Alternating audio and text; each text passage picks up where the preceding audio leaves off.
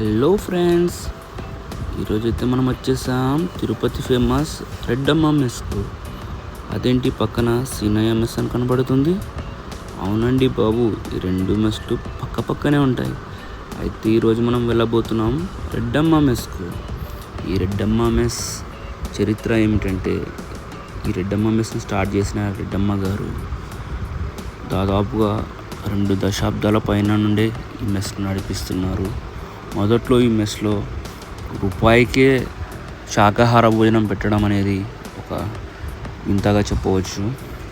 అప్పటి నుండి ఇది ఫేమస్గా హోటల్గానే నడుస్తూనే ఉంది.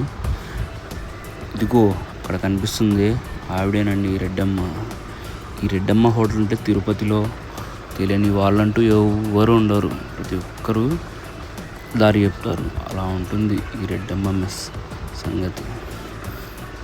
ఇక మనం రెడ్డమ్మ మెస్లో చికెన్ కర్రీ, తలకూర అయితే ఈరోజు ఆర్డర్ చేసామండి. ఈ తలకూర చికెన్ కర్రీ విషయానికి వస్తే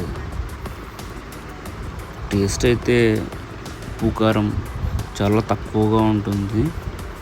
క్వాంటిటీ విషయానికి వస్తే చాలా తక్కువగా ఉంటుందండి. ఒక పెద్ద ముక్కను 6 చిన్న ముక్కలుగా కట్ చేసి పెడితే ఎలా ఉంటుందో అలా ఉంటుంది. రేట్ల విషయానికి వస్తే చాలా ఎక్కువగా ఉంటాయండి బాబు.